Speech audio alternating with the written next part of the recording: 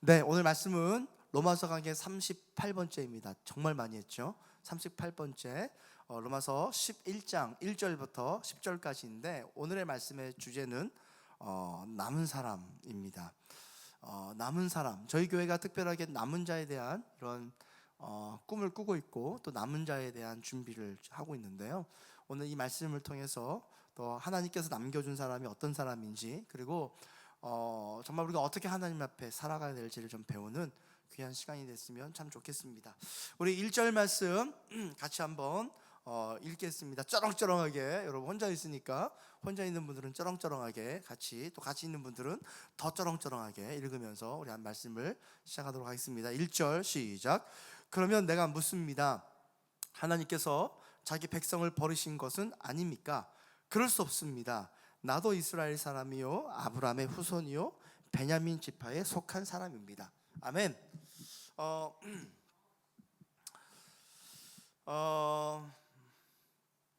우리가 9장과 10장에서는 이 이스라엘 백성이 불순종하며 또 그리스도를 거부했던 모습들에 대해서 설명을 좀 하고 있습니다.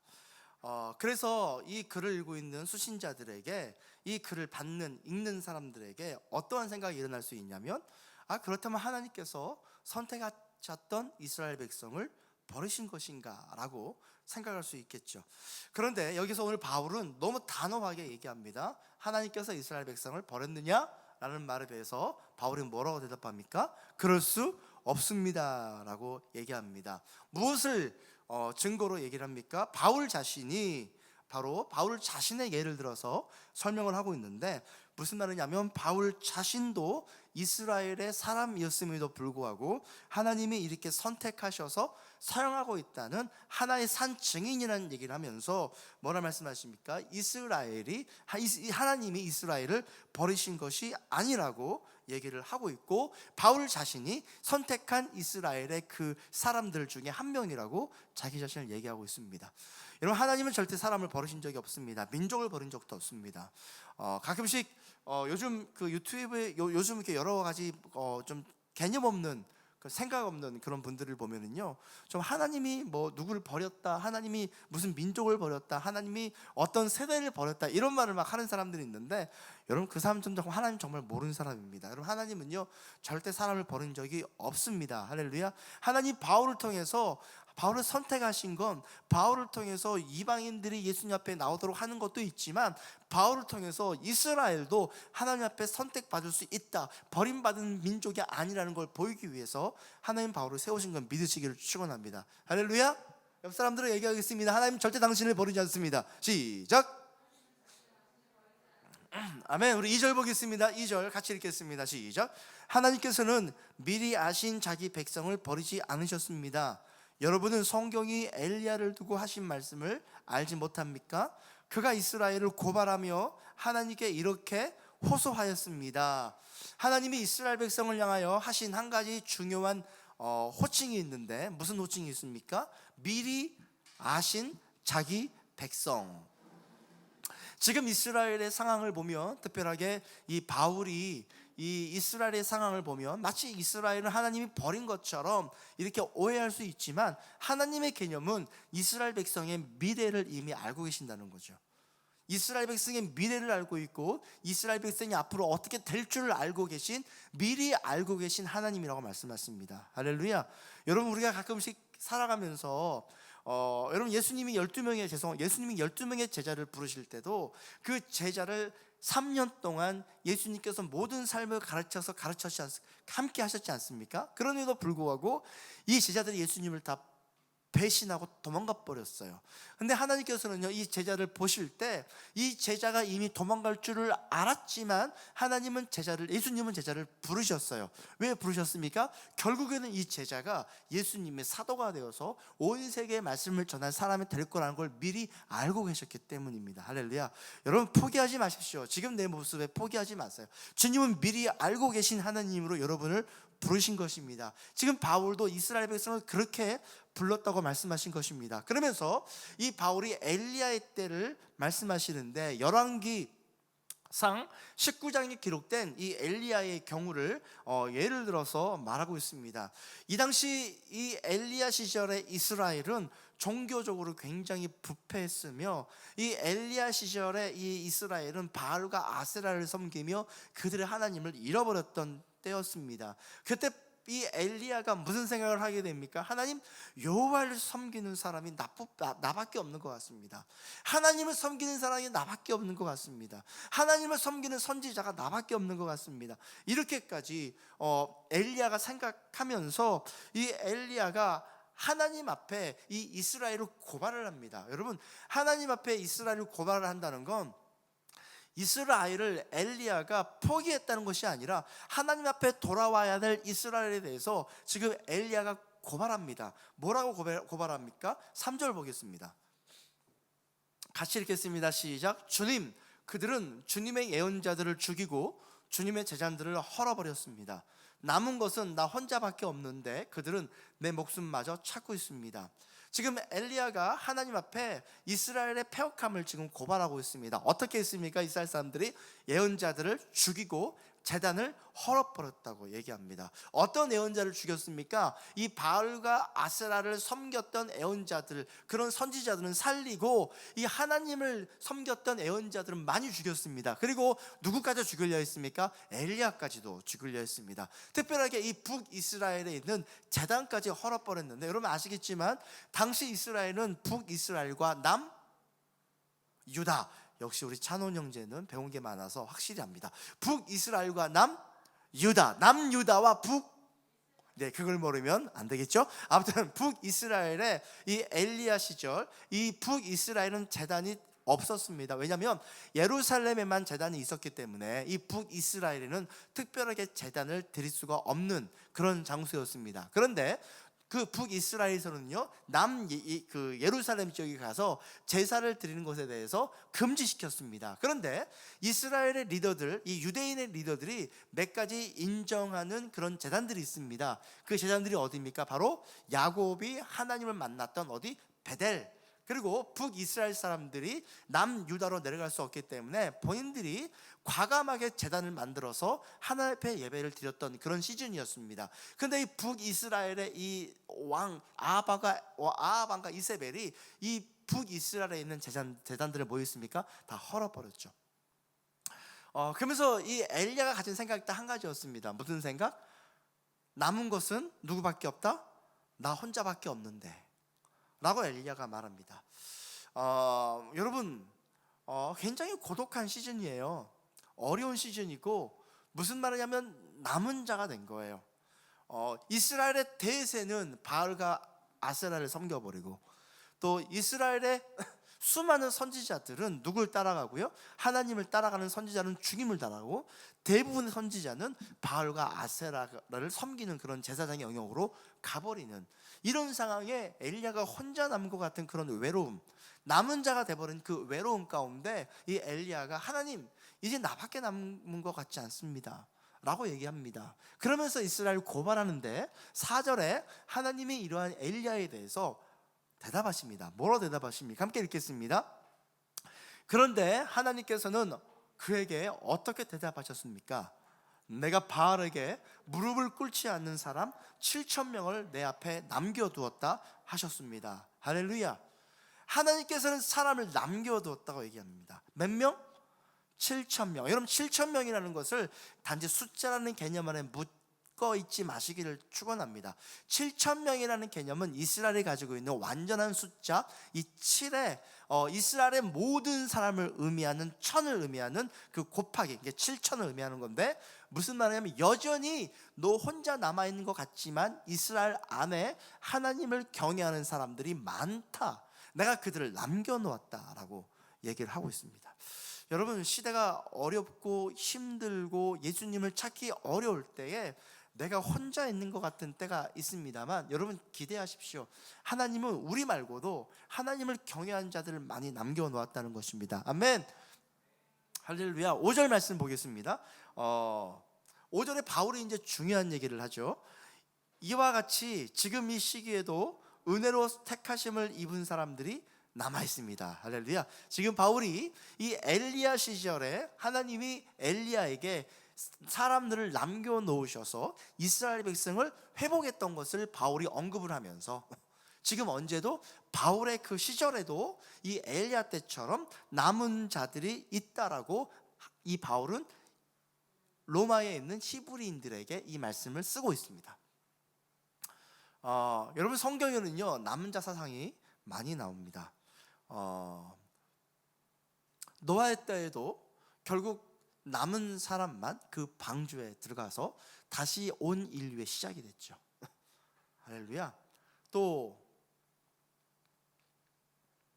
롯의 때에도 이 남은 자가 하나님이 선택해서 그 성을 빠져나오게 하셔서 다시 한번 새로운 하나님 믿는 사람들의 어떤 민족의 시작이 되게 합니다.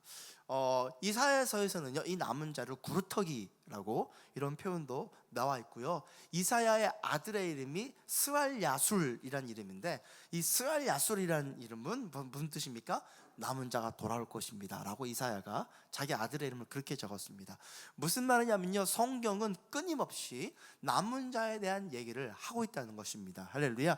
이 엘리야 때에 남은 자가 없어 보이고 자기만 남은 자처럼 보였지만 하나님은 남은 자를 숨겨 놓으시고 그 남은 자를 통하여 이스라엘을 회복시키는 장면을 저희가 보게 될 것입니다. 아멘. 지금도 마찬가지입니다. 이 바울의 때도 마찬가지였습니다. 이스라엘에 있는 모든 사람이 하나님을 저버리고 특별하게 하나님이 보여주신 하나님의 의인 예수 그리스도를 인정하지 않는 것이 이스라엘이 끝나는 것처럼 보여졌지만 바울에게는 뭐가 있는 것입니까? 이스라엘 안에도 이 남은 자들이 있다. 예수 그리스도를 온전하게 인정하고 그들과 함께 다시 한번 이스라엘과 온 인류, 온 세계를 하나님의 나라를 세울 수 있는 남은 자들이 있다라고 바울이 지금 희망의 메시지를 던지고 있는 것입니다. 할렐루야. 근데 놀라운 사실은 이 남은 자의 특징은요 은혜로 택하심을 받은 사람들이라는 겁니다. 무슨 말입니까? 여러분, 남은 자가 된다는 건요 뭔가 잘하고 내가 뭔가 열심히 할 수 있는 행위가 있고 내 열심이 있고 노력에 있어서 선택받는 자들이 아니라 무엇을 선택받았다고요? 은혜로. 여러분, 은혜가 누구한테 가장 많이 필요합니까? 여러분, 실은 정말 많이 가지고 있고 또 내가 많은 것을 할 수 있고 내가 높이 있는 사람들은요 은혜가 별로 필요 없어요. 근데 하나님의 은혜가 진짜 필요한 사람들은 누굽니까? 남들보다 별로 내가 잘할 수 있는 게 없어 보이고 또 남들보다 내가 열등해 보이고 또 내가 별로 주장할 것이 없어 보이는 이런 부족하다고 생각한 사람들에게는요 하나님의 은혜를 계속 구하거든요. 이런 사람들에게 하나님의 은혜가 계속 임하고 하나님의 택하심이 그들에게 있다는 걸 우리가 믿으시기를 축원합니다. 할렐루야. 여러분, 너무 자기가 부족하다고 염려 가운데만 멈춰있지 마세요. 하나님을 찾으십시오. 그 사람들이 바로 하나님 찾으시는 남은 자가 될 수 있습니다. 아멘. 여러분, 그렇다고 안정적인 삶을 사시고 직장에 위치도 있고 어느 정도 괜찮은 삶을 사는 사람들은 남은 자가 아니란 말인가? 라고 말하며 여러분 이제 어려울 수도 있지만 여러분 거기에 묶여 계시지 마십시오. 여러분, 내가 어떤 재정과 어떤 위치에 있느냐에 내 안정감을 두지 않으시면 됩니다. 우리의 안정감을 예수 그리스도에 두시고, 할렐루야, 내 가진 것들을 의지하지 아니하시고 정말 남은 자가 되기 위하여 하나님을 의지하는 우리 인생들이 되시기를 축원합니다. 6절 보겠습니다. 자, 그렇다면 은혜로 된 것이면 행위에 근거한 것이 아닙니다. 그렇지 않으면 그 은혜는 이미 은혜가 아닙니다. 이 당시 로마에 있는 예수를 믿는다는 히브리 사람들 가운데서도 바로 옛날 율법으로 돌아가려고 하는 성향이 남아 있었습니다. 이들이 예수님을 믿는다고 고백함에도 불구하고 이들이 예수님을 안다고 고백함에도 불구하고 여전히 가지고 있었던 그 유대교의 습성들이 남아 있어서 자꾸 이방인들에게 할례를 요구하고 또 이방인들에게 율법을 지키는 걸 요구하고 율법을 지켜야만이 어떤 구원을 얻을 수 있는 것처럼 옛날 습성으로 돌아가는 사람들이 있었습니다. 그래서 바울은 그것들을 완전하게 버리기 위한 중요한 단어로 무엇을 말합니까? 은혜를 얘기합니다. 은혜로 살아가는 방법. 행위로 구원을 받는 것이 아니라 무엇으로 구원을 받는다? 은혜로. 왜냐하면 우리의 행위로 우리가 구원을 받는다면 그 구원은요 절대로 은혜로 받는 구원이 아니기 때문이라고 얘기를 하고 있습니다.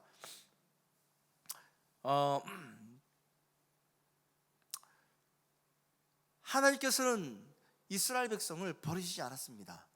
오늘 바울은 하나님께서는 이스라엘 백성을 버린 것이 아니라 그 이스라엘 백성에 예수 그리스도를 인정하는 사람들을 남겨주시고 또 선택하시고 그들을 세워서 다시 한번 새로운 일들을 일어날 것이라는 그러한 희망의 메시지를 던지고 있습니다만 7절에 예수 그리스도를 받아들이지 아니하는 그러한 대부분의 히브리 사람들을 향한 바울의 안타까운 마음이 7절부터 나와 있습니다.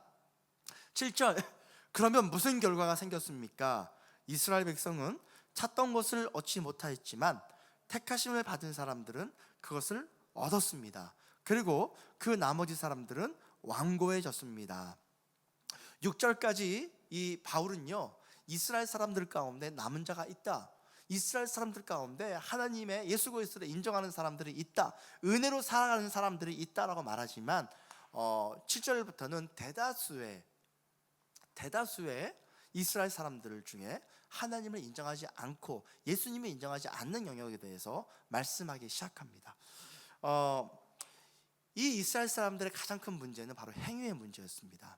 율법을 행위로 지킬 수 있다는 것, 율법을 사람의 열심으로 지킬 수 있다는 것, 이것이 바로 이스라엘 백성이 찾았던 것이었습니다. 어떻게 하면 열심으로 율법을 지켜서 구원을 얻을 수 있을까? 어떻게 하면 행위를 다하여 이 구원을 얻을 수 있을까? 이스라엘 백성이 바로 이것을 찾기 위해서 열심히 했지만 못 찾게 됩니다. 그러나 누가 얻게 됩니까? 택하심을 받은 사람들만 이것들을 찾게 되었습니다. 이스라엘 사람들은 이 일로 인하여 예수 그리스도를 인정하지 않은 히브리 사람들이 이 일로 인하여 어떻게 됐다고 표현하고 있습니까? 그 나머지 사람들은 완고해졌습니다. 여러분, 완고해졌다는 말은요, 히브리 말로 두꺼운 가죽이 되었다. 이 얼굴의 표면인데 살갗이 내 자체가 두꺼운 가죽이 되었다라고 말합니다. 여러분, 손에 굳은 살이 박히면 그 굳은 살이 박힌 부분은 어떻게 됩니까? 감각이 많이 떨어지죠. 저도 기타를 치는데 처음에 기타를 칠 때, 여러분 기타 치시는 분은 카메라로 가까이 못하죠? 네, 기대하지 않겠습니다. 자, 그 기타를 처음 칠 때 정말 제가 기타를 처음 칠 때 일주일간 너무 재밌어서 기타를 치기 시작했어요. 그런데 언제부터 제가 기타를 안 하고 싶었냐면 딱 2주일이 지나니까 손이 너무 아파요. 와, 그때는요, 기타 줄이 지금처럼 부드럽고 좋은 기타 줄이 아니고 그때는 더 딱딱한 기타 줄이어가지고 막 그 마지막 1번째 줄은요, 기타 줄이 날카롭게 달아져요. 치다 보면요, 손으로 기타 줄이 파고 들어가요. 그래서 정말 그것 때문에 기타를 그만 치고 싶었어요. 그런데 이를 악물고, 할렐루야, 뭐하고? 제가 그래서 이빨에 좀 문제가 있습니다. 이를 악물고 기타 줄을 치기 시작하니까 딱 2달이 지나니까 굳은 살이 박여가지고 그때부터 기타 치는 게 좀 편해졌어요. 근데 한 가지 문제점은요, 이 굳은 살이 박힌 이 손가락을 가지고 제가 헌혈하러 갔는데, 여러분 헌혈하러 가면은 처음에 우리 간호사분이 뭐 합니까? 피 검사하잖아요. 그래서 이 손가락 끝에 바늘로 꾹 찔러서 피를 빼야 되는데 아무리 찔러도 피가 안 나오는 거예요. 이 손가락 바로 앞에를. 그러더니 저한테 혹시 저기 뭐 병이 있으시냐고. 정말 제가 속상했습니다. 제가 그때 당당히 말했습니다. 저는 기타 치는 사람입니다. 이렇게 얘기를 했던 경우가 있는데, 여러분, 굳은 살이요, 마음에 박히면요, 무슨 말하냐면 행위를 강조하고 노력을 강조하고 열심을 강조해서 이것들을 강조하고 살다 보면요, 사람은요 은혜로 살아야 되는데, 은혜는요 내 레어한 모습 그대로 드러내는 거예요. 내 자체를 다 드러내는 건데, 이게 행위로 자꾸 나를 가리고 가죽을 더 씌우고 행위로 더 씌우고 그 어떤 열심으로 더 씌우고 더 씌우다 보니까 이 두꺼워지는 거예요, 내 마음 상태가. 그래서 어떤 일이 발생합니까? 택하심을 받은 사람들, 남은 자들은 예수님이 메시아로 보이는데 이 마음의 두꺼운 가죽을 갖고 있었던 완악한 이 이스라엘의 택함받지 못한 행위와 열심을 강조했던 이 사람들에게는 예수님을 못 알아본 겁니다. 그들의 감각이 둔해진 거예요. 여러분, 우리는 축제교회 여러분들은 이 하나님과의 감각이 좀 센시티브해지기를 좀 바랍니다. 좀 민감해지기를 바라요. 왜 우리의 감각이 민감해지지 않냐면요, 온통 우리가 살아갈 때 내 힘으로 살아가야 될 것들로 날 다 쌓아놨거든요. 이 땅에 살아갈 때, 사람이 이 땅에 살아갈 때 돈은 이 정도 벌어야 돼, 또 이 정도 스펙은 있어야 돼, 또 이 정도는 해야 내가 인정받지, 이런 종교적인 것들이 너무나, 또 예배 드릴 때 복장은 이렇게 입어야 돼, 또 주님 앞에 나올 때 나는 이런 태도로 나와야 돼, 이렇게 아무튼 정말 하나님과 상관이 없는 이러한 행위와 이런 것들이 내 안에 가득 들어차 있어서 이 하나님의 임재와 성령님의 역사를 못 느껴요. 못 느껴버리는 거죠. 센시티브하지 않아요. 민감하지 않아요. 여러분, 하나님 앞에 레어하게 나아가십시오. 정말 그대로 나아가세요. 민낯 그대로 나아가시길 축원합니다. 할렐루야. 아까 보니까 뭐 댓글에 보니까 뭐 쌩얼이에요, 안 씻었어요, 초췌해요. 할렐루야. 여러분, 그렇게 드릴 수 있는 기회가 있다는 게 얼마나 행복합니까? 할렐루야. 근데 여러분들 약간 선이 있어요. 아시죠? 초췌하다는 개념이 초췌함 자체가 또 행위가 돼서 여러분 초췌하기로 결정하면 안 됩니다. 할렐루야. 그냥 누워서 혹시라도 이 설교를 누워서 듣고 계신 분이 있다면, 여러분 누울 수는 이때 자지는 마시고, 할렐루야. 아멘. 여러분 세수하지 않고 이 설교를 들을 수 있지만 세수를 안 하시되 이 강의가 안 들릴 정도로 정신이 없거나 눈곱이 껴있으면 안 되겠죠. 여러분, 주님 앞에 우리 나갈 수 있는 최소한의 준비는 필요한 것 같습니다만, 그거 이외에 넘어가는 영역들, 바로 누구였습니까? 유대인들. 행위와 열심으로 그들의 마음에 잔뜩 가죽이 채워져 있는, 뚝 꺼져 버린 마음이 뚝 꺼져 버렸어요. 여러분, 감각 있는 자가 되시기를 축원합니다. 할렐루야. 아멘입니까? 여러분, 최근에 코로나 사태가 벌어지면서 이 감각 있는 사람들은요, 기본적으로 이 뚜껑이 없는 사람들은요, 이 코로나 사태를 보면요, 뭐가 먼저 생각이 나냐면요, 힘들겠다, 두렵다, 이것을 걸린 사람들에게는 얼마나 힘들까, 얼마나 어려울까, 이 마음이 먼저 생겨나요. 그래요, 안 그래요? 그러겠죠. 그런데 이 종교적인 두꺼운 이 마음을 갖고 있는 사람들은요, 센시티브하지 않아요. 종교적으로 얘기해요. 뭐라 말합니까? 하나님의 심판이요, 하나님의 놀라운 역사요, 회개할지어다, 이렇게 얘기한단 말이에요. 이 종교적인 거예요. 이 이스라엘 백성이 한 거 똑같은 거예요. 이 유대교를 추종했던 사람들과 똑같은 일을 벌이고 있는 거예요. 여러분, 이 코로나19 지금 19의 이 감염이 굉장히 확산이 빠르고, 너무 다행한 건 전 세계 어디에도 찾아볼 수 없을 만큼 지금 한국 정부가 다 찾아내고 있지 않습니까? 다 찾아내고 다 드러내고. 전 여러분 정말 고생하는 우리 설교 시간 하나님께 박수 드려야 되지만, 우리 좀 각자의 자리에서 우리 좀 코로나19를 위해서 헌신하고 수고하고 있는 우리 질병관리본부 우리 본부장과 우리 모든 사람 박수 한번 칩시다. 박수. 정말 고생한다고. 네, 진짜 고생한다고. 정말. 이럴 때는 한번 하는 거죠. 할렐루야. 아멘. 단체로 하면 욕 듣는데 각 지방에서 갑자기 핸드폰 보다가 박수 치면은요, 사람들이 와, 마음으로 하는구나 인정할 겁니다.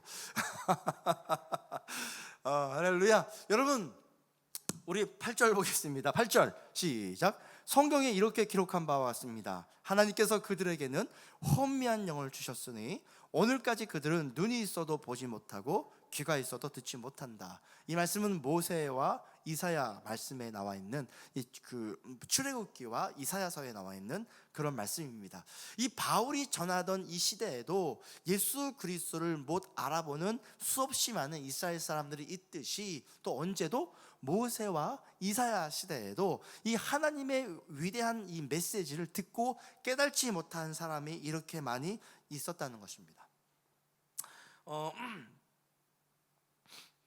이들은 마음의 감각이 무감각해진 겁니다. 메시지를 들었지만 반응하지 않는 거죠. 여러분, 사람과 관계할 때도 언제 문제가 터진지 아십니까? 저 사람과 내가 처음 만날 때는 센시티브해요. 저 사람의 말이 무슨 뜻인가, 무슨 의미인가 고민하면서 자꾸 듣고 대화하거든요. 근데 익숙해지고 3년, 4년 더 친해지다 보면요, 그냥 저 사람 말에 자기의 감정과 고통과 아픔이 숨어져 있는데 그걸 못 알아차리죠. 그래서 함부로 말해버리고 함부로 소리 지르고 가까워지면 이런 일이 자꾸 발생합니다. 여러분, 익숙함에 내 자신을 멈춰있지 마시기를 축원합니다. 유대인들은요 이 말씀에 익숙해져 있었어요. 놀라운 사람들이죠. 솔직히 말하면 대단한 사람들입니다. 이 말씀에 엄청 익숙해져 있었어요. 말씀에 대해서 엄청 많이 연구했고 말씀에 대해 익숙해져 있었지만 그 익숙해져 있는 그 익숙함에 그 감각을 잃어버린 상태가 된 것입니다. 여러분, 전 축제교회 여러분들은 하나님 앞에 감각 있는 자들이 되기를 축원합니다. 하나님 앞에 여러분 한 말씀을 들어도 감각 있게 멈춰도 들으시고, 아멘. 이선영 목사의 설교가 다른 교회 목사님 설교처럼 그냥 무게감도 없고 뭔가 이렇게 약간 이렇게 멋있게 해야 되는데, 아시잖아요. 방송 되게 말도 빠르고 지금 전도사님 계속 천천히 하시라고 앞에서 막 난리인데 어떻게 하겠습니까? 당신네 교회 목사가 있다는데 그냥 들으십시오. 그런데 여러분, 우리가 정말 하나님 앞에 감각 있는 자가 되기를 축원합니다. 여러분, 왜 이게 중요하냐면요, 하나님 앞에 감각 있는 자로 내가 먼저 서면요 사람들과 관계할 때도 감각 있는 자로 서게 됩니다. 저 사람의 메시지, 저 사람의 표정, 저 사람의 말, 이것이 무엇을 의미하는지 자꾸 내가 생각하며 듣게 되거든요. 여러분, 가까운 사이일수록 그런 관계가 열려지기를 간절하게 소망합니다. 할렐루야. 근데 뭐라 말합니까? 눈이 있어도 보지 못하고. 여러분, 여기 눈은요 육체의 눈을 얘기하는 게 아니라 영적인 눈을 얘기하는 것입니다.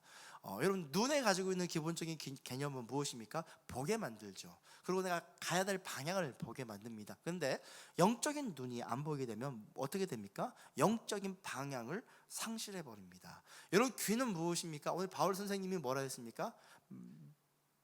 믿음은 어디서부터 난다 했습니까? 들음으로부터 난다 했습니다.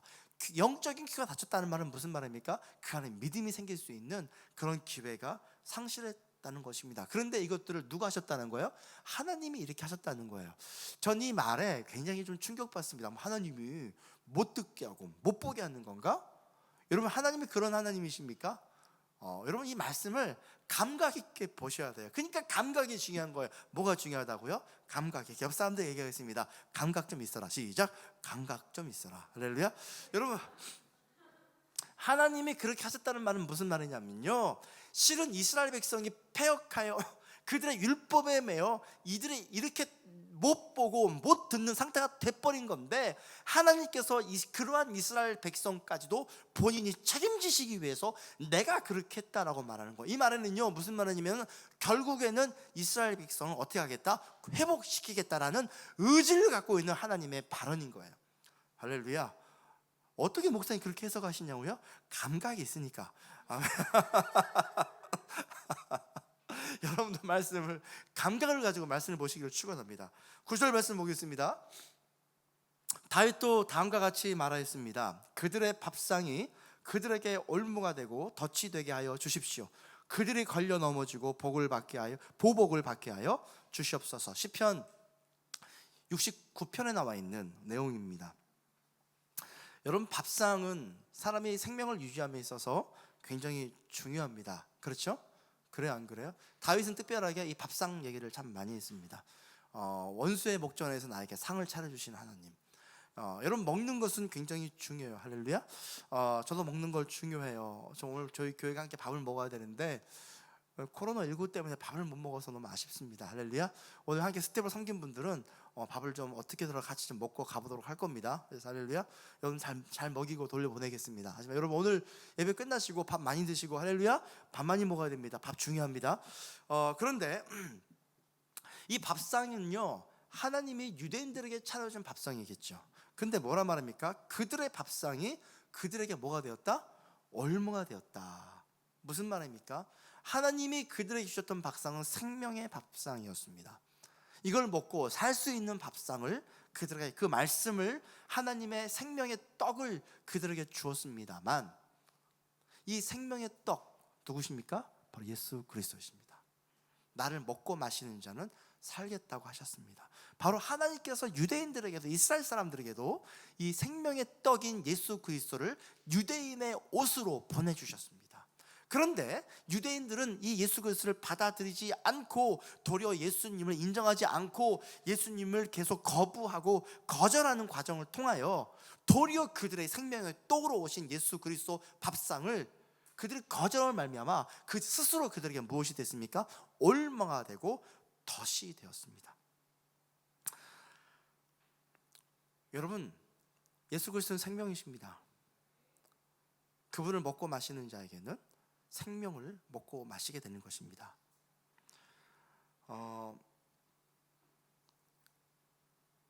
그들 스스로 이러한 문제에 갇혀버린 겁니다.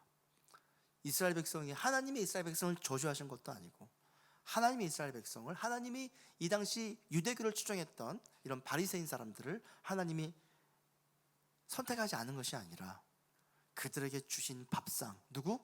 예수 그리스도를 인정하지 않은 문제였습니다. 여러분, 이 문제는요 단지 이스라엘에 대한 문제만이 아닙니다. 우리가 삶 안에서 예수 그리스도를 인정해야 될 영역이 너무나 많습니다. 아멘, 할렐루야.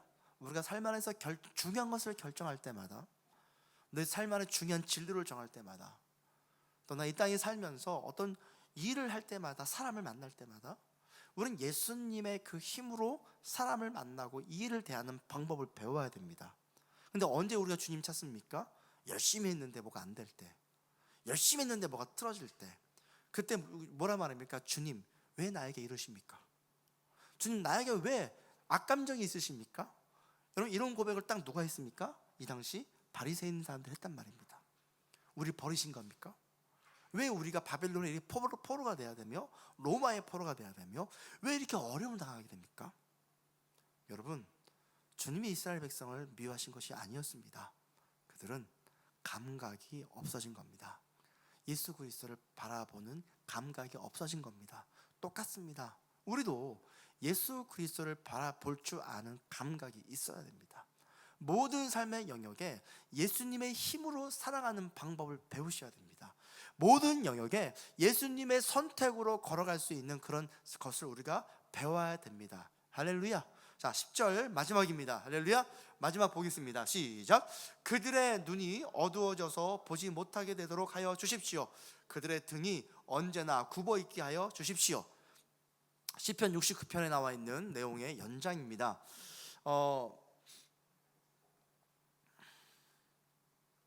예수님께서는 눈은 몸에 등불이고 눈이 나쁘면 온몸이 어두워질 것이라고 마태복음에서 예수님 말씀하셨습니다. 여러분, 영적인 눈은 하나님의 뜻을 분별할 수 있는 능력입니다. 이스라엘 백성이 지금 어려운 가운데 있었던 가장 큰 이유는 이 하나님의 뜻을 올바로 분별할 수 있는 영적인 눈이 어두워졌기 때문입니다. 너무 놀라운 사실은 그렇게 많은 메시지를 들었고 율법을 알았던 이스라엘 백성은 예수님을 거부했지만 자연 상태인, 무슨 말이냐면 아직 율법과 이 율법을 모르는 누구? 이방인들은 그 예수님의 소식을 듣자마자 수없이 많은 사람이 예수님을 구주로 영접했다는 것입니다. 무슨 말이냐면 지금 바울이 애타게 이스라엘 백성을 향해서 애타는 마음이 느껴지는 것입니다. 차라리 이방인들은 그 마음이 둔해지지 않아서 그냥 일반적인 자연 상태인 사람들은 예수님에 대한 얘기만 들어도 그분이 구세주인 걸 알게 됐는데, 율법의 행위에 열심과 노력에 두꺼워진 마음을 갖고 있는 이스라엘은 도리어 예수님을 뭐한다? 알아보지를 못한다라고 바울이 이 시편 말씀을 인용하여 답답한 마음을 얘기하고 있습니다. 실제로 이스라엘 백성으로 하여금 눈이 어두워서 보지 않게 해주십시오, 혹은 끊임없이 등이 굽어지게 있는 존재로 계속 살게 해주십시오 라고 하는 건 다윗이 이 당시에 이 사람을 정말 저주하는 것이 아니라 그들이 돌아오기를 바라는 마음으로 하나님께 표현했던 자기의 한탄이었던 것처럼, 오늘 바울도 이스라엘 백성을 향한 본인의 사랑하는 마음 가운데 이스라엘 백성을 향한 본인의 한탄의 얘기입니다. 등이 굽어 있다는 말은 무슨 말입니까? 여러분, 그 과거 이 당시에 주인에게 등을 굽혀서 살고 있는 존재들이 누구였습니까? 종이었습니다. 그들은 주인의 얼굴을 못 봤습니다. 무슨 말이냐면요, 종은요 자기의 주인을 율법적으로 대합니다. 고개를 숙여야 될 사람, 고개를 못 드는 사람. 지금 이스라엘 백성이 하나님의 얼굴을 구해야 되지만 하나님의 얼굴을 구하지 못한 채 땅만 바라보고 있는 그런 상태를 말하고 있습니다. 여러분, 하나님을 찾으십시오. 그리고 감각 있는 자가 되시기를 축원합니다. 어쩌면요, 이 메시지는 오랫동안 교회를 다니고 오랫동안 교회 생활에 익숙해져 있는 사람들에게 하는 메시지일 수 있습니다. 여러분, 많은 성경적인 지식이 나를 구원하지 않습니다. 내가 교회를 수십 년 다녔다는 그 수십 년 다닌 것이 나를 구원하지 않습니다. 어쩌면 오늘 메시지를 처음 듣는 그런 레어한 사람이 우리보다 더 감각 있는 자로 설 수 있습니다. 오늘 바울은 남은 자를 찾고 있습니다. 이 남은 자는 누굽니까? 이 종교에 얽매이지 아니하고 율법에 얽매이지 아니하고 또한 이런 열심에 얽매이지 아니하고 예수 그리스도를 은혜로 대할 수 있는 사람을 의미합니다. 여러분, 오늘 이 마음에 굳은 살을 걷어내겠습니다. 할렐루야. 아멘이십니까? 성령의 대패로, 아멘. 성령의 대패로 이 마음을 어떻게 버립니까? 이렇게 해서 다 걷어내겠습니다. 할렐루야. 우리 같이 기도할까요?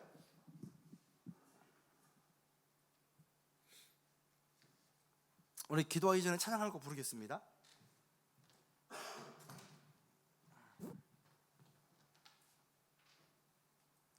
기타 코드 빠져서 뮤트 한번 시켜주세요. 다시 켜주십시오.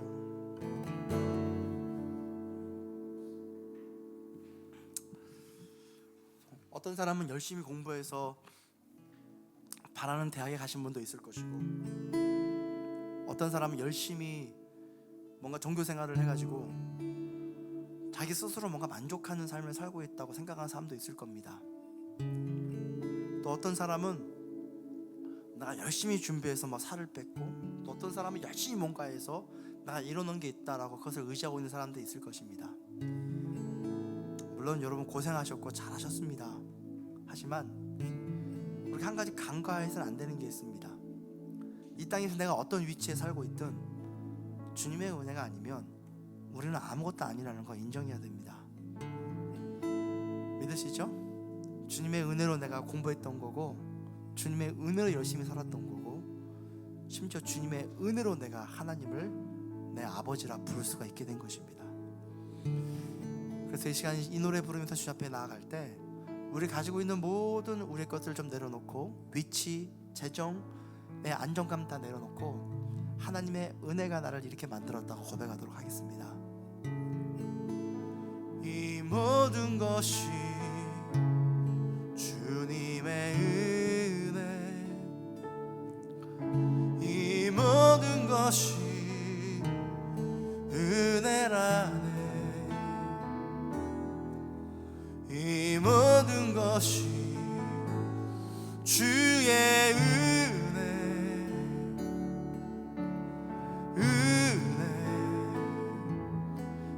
은혜라네. 이 모든 것이 주님의 은혜, 이 모든 것이 은혜라네, 이 모든 것이 주의 은혜라네.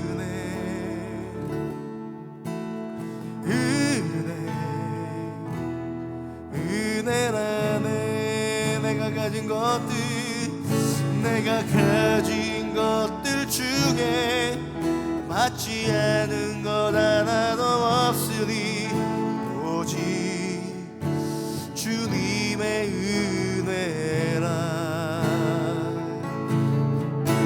이 은혜를 깨달은 너 모두 주님께 있으니 모든 것이 주님의 선물,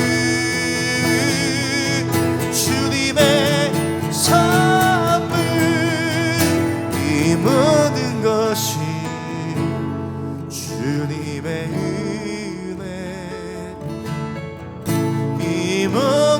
것이 은혜라네. 이 모든 것이 주의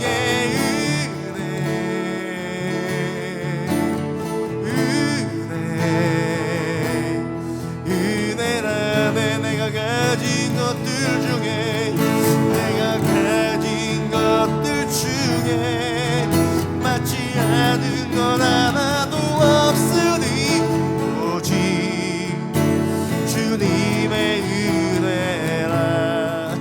은혜를 깨닫는 법, 은혜를 깨달은 법, 모두 주님께 있으니 모든 것이 주님의 선물, 주님의 선물. 이 모든 것이 주님의 은혜, 이 모든 것이 은혜라네. 이 모든 것이 주의 은혜,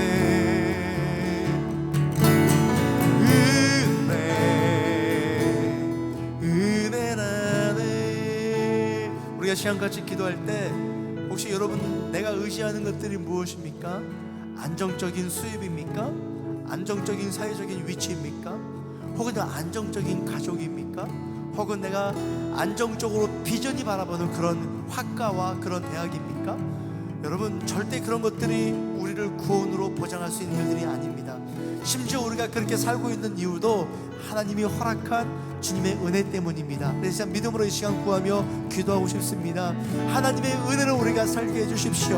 하나님의 은혜로 우리가 살아가게 해주십시오.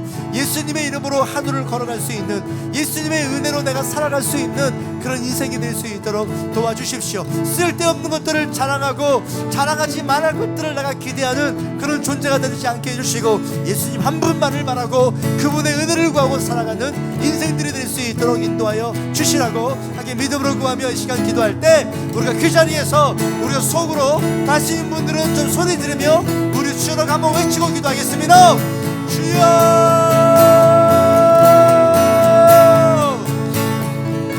하나님 당신의 은혜를 구하고 주 앞에 나갑니다.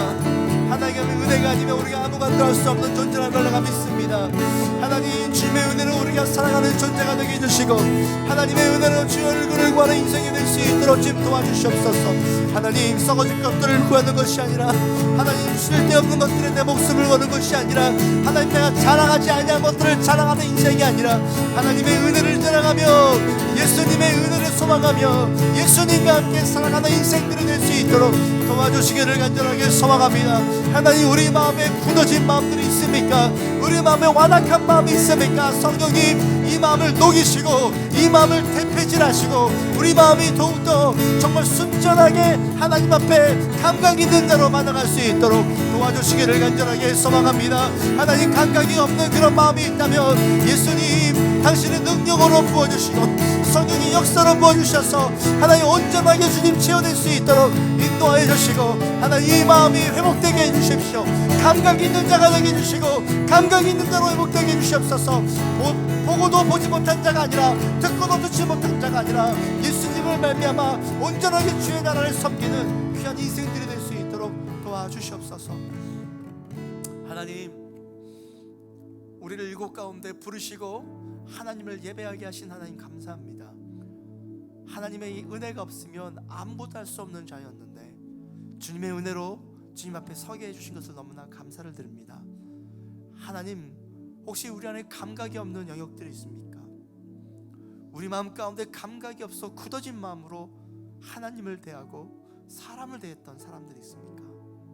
모든 이런 감각이 없는 굳어진 것들을 제거하여 주시옵소서. 하나님, 감각 있는 자로 살게 해주시고 예수님의 그 말씀을 우리가 보고 듣고 이해하고 그 은혜로 살아가는 인생들이 될 수 있도록 좀 도와주시옵소서. 저희 축제인들 주 앞에 예배드립니다.